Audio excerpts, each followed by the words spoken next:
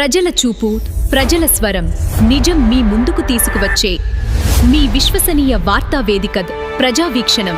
ప్రజల చూపు, ప్రజల స్వరం, నిజం మీ ముందుకు తీసుకువచ్చే మీ విశ్వసనీయ వార్తా వేదిక ప్రజావీక్షణం. చాలా గర్వంగా తెలియజేస్తున్నాను. ఇప్పుడు మనకు ఉగాది మరియు రంజాన్ రెండు పండుగలు ఒకరోజు గ్యాప్లో వచ్చాయి కాబట్టి ఉగాది కానుకగా నిన్న మనకు ప్రభుత్వం జాబ్ క్యాలెండర్ చేసింది.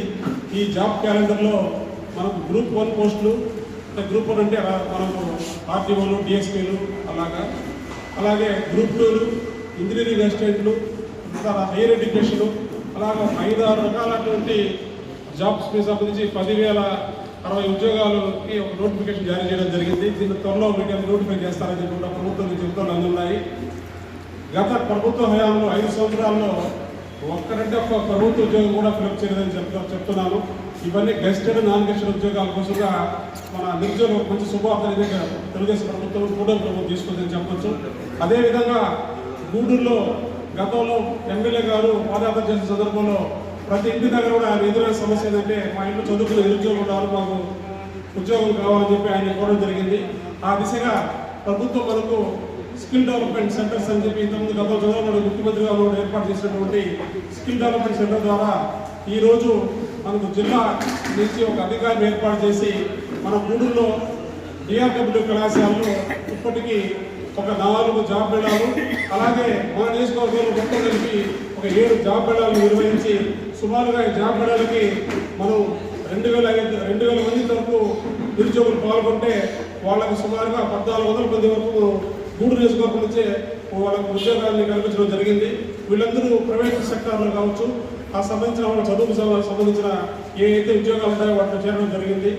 ఇలాంటి కార్యక్రమాలను ముందుకు తీసుకెళ్తున్నటువంటి కుటుంబ ప్రభుత్వానికి, అలాగే మన ముఖ్యమంత్రి చంద్రబాబు నాయుడు గారికి నిరుద్యోగులు ఈరోజు ధన్యవాదాలు తెలియజేస్తున్నారు. అదేవిధంగా ఇప్పుడు ప్రకటించిన జాబ్ క్యాలెండర్ని చాలా సంతోషంగా స్వీకరిస్తున్నారు. ఎందుకంటే గత ప్రభుత్వంలో కొన్ని 127 గ్రూప్ 1 పోస్టులు వాళ్ళు రీచ్ చేస్తే అవన్నీ అమ్ముకుతున్నారని చెప్పి ఈ మధ్య ఒక 25 మంది డిఎస్పీలని, అలాగే 20 మంది కలెక్టర్ని అంటే ఆర్డీఓల్ని ప్రభుత్వం రీకాల్ చేసింది. ఎందుకంటే వీళ్ళు ఆ రోజు ఏ విధమైనటువంటి ప్రమాణాలు పాటించకుండా వాళ్ళ అయినటువంటి అన్యులకి కేవలం డబ్బులు ప్రామాణికంగా తీసుకొని సరైన పోస్టుల్లో చూసారా, రాష్ట్ర స్థాయిలో మనకున్నటువంటి డివిజన్ స్థాయిలో అధికారులు కూడా అవినీతి అక్రమాలకు తావిచ్చే విధంగా అలాంటి అధికారులు తీసుకుంటే ఏ స్థాయిలో ఇది బాగుంటుందో కూడా ప్రజలందరూ గమనించాలి. ఇలాంటి విధానాన్ని ట్రాన్స్పరెంట్గా జరగాలనే ఉద్దేశంతో చంద్రబాబు నాయుడు గారు జాబ్ క్యాలెండర్ రిలీజ్ చేయడం జరిగింది. ఈ యొక్క అవకాశాన్ని ప్రతి ఒక్క నిరుద్యోగులు సద్వినియోగం చేసుకోవాలని మనస్ఫూర్తిగా కోరుకుంటూ, అలాగే రాబోయే ఇంకొక ఈ పండుగలు అయిపోయిన తర్వాత కూడా గూడూరులో మన ఎమ్మెల్యే గారి ఆధ్వర్యంలో మరొక జాబ్ మేళా నిర్వహణ జరుగుతుంది.